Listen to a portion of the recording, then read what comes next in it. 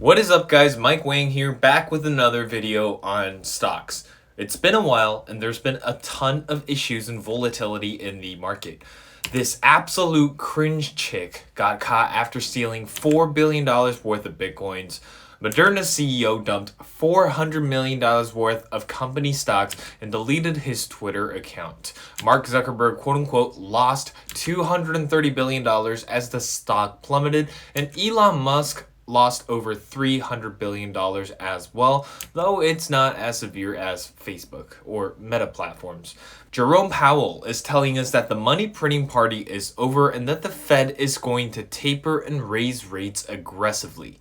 Is the market deemed to crash? It's hard to tell, and most people don't even have a clue as to what's going on.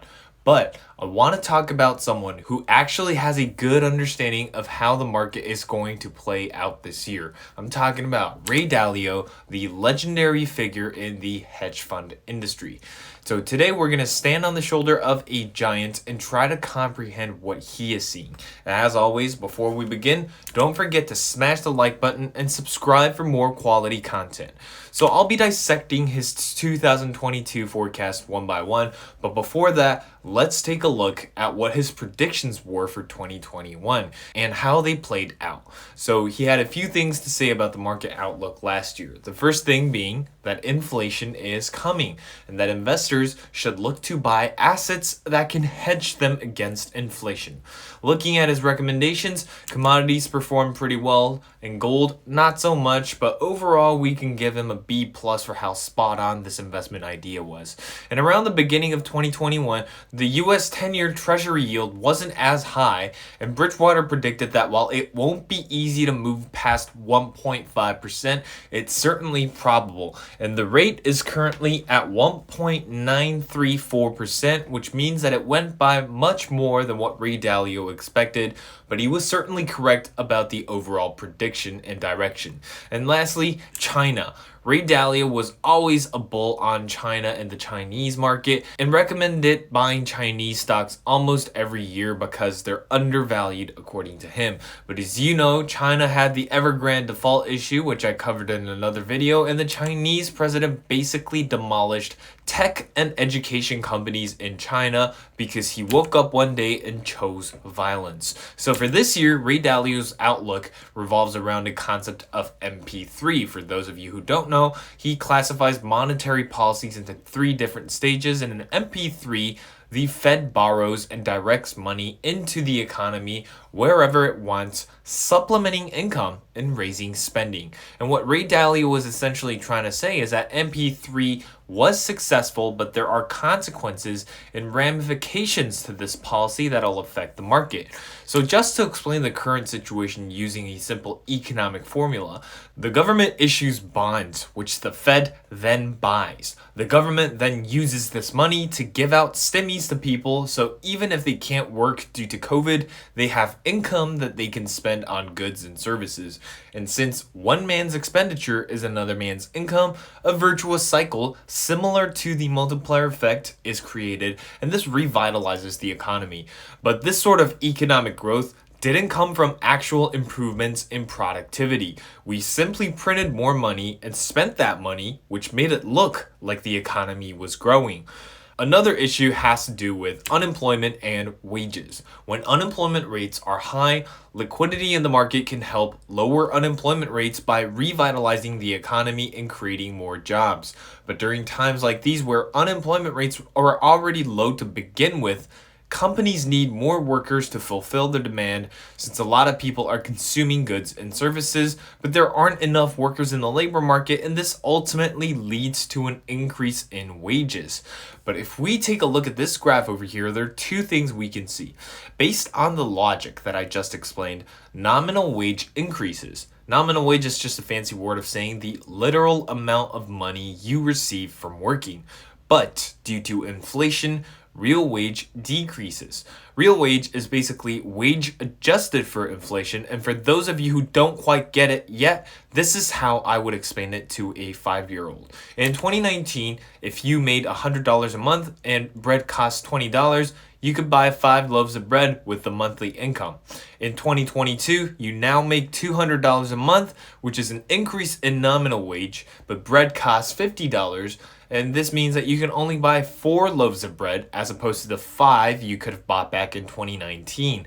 This essentially means that your purchasing power decreased. So Ray Dalio refers to the economy as the money machine, and basically, because there's so much liquidity, it appears as though there's actual growth caused by productivity, when in reality, that is not the case. And while he's not explicit, there's certainly a buildup towards negativity in his tone from what I understand. He's talking about a market bubble, specifically among tech and growth stocks with high multiples.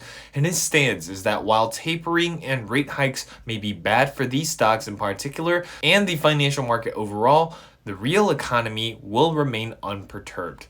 And another piece of evidence that substantiates this argument is that the mid to lower class have plenty of cash, and so do the banks, and macro factors won't be too much of an issue for them.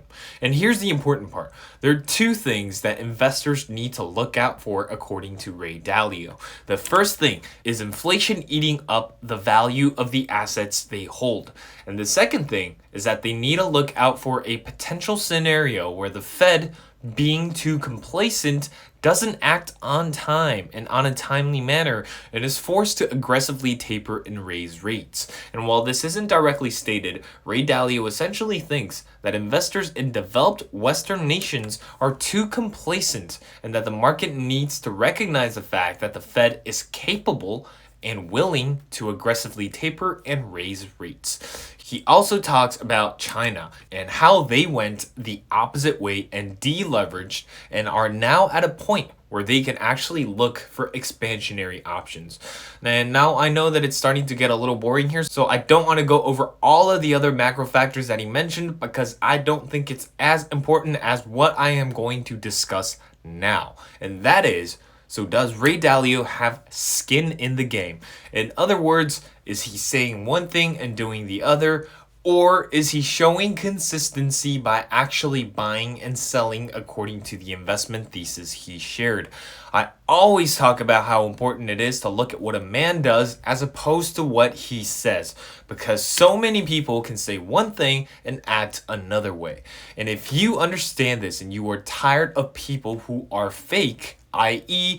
influencers who tell you they're bullish when their actual position is a short on the market, or influencers who tell you that the market is going to crash but continues to buy or long the market, it's time for you to join my newsletter where I talk about not only my highest conviction stocks, which I actually also buy, I also share my entire portfolio with my subscribers so you guys can have an understanding of what I buy and, more importantly, why I buy it. So if you're interested, make sure to check the link down below in this video's description. So back to today's topic. Ray Dalio runs 2 different types of funds in his company. He has the all-weather portfolio, which basically prepares investors for all kinds of market situations by diversifying into multiple different types of assets. And then there's the pure alpha fund, which has a market neutral characteristic. So basically, even if the market index drops 10%, this fund would aim to maximize returns as much as possible instead of making a 5% loss and giving themselves a pat on the back for technically beating the market. So what I'm about to show you is the 13F report, and you need to keep in mind 2 things. First of all, because Ray Dalio runs 2 different types of funds, it may be a little hard to tell exactly which stocks and assets he bought for which fund. Secondly, this is essentially a screenshot of what he was holding in December of last year, since investors have 45 days before they file 13F documents, so we don't know exactly what he is holding at this very moment that you are watching this video.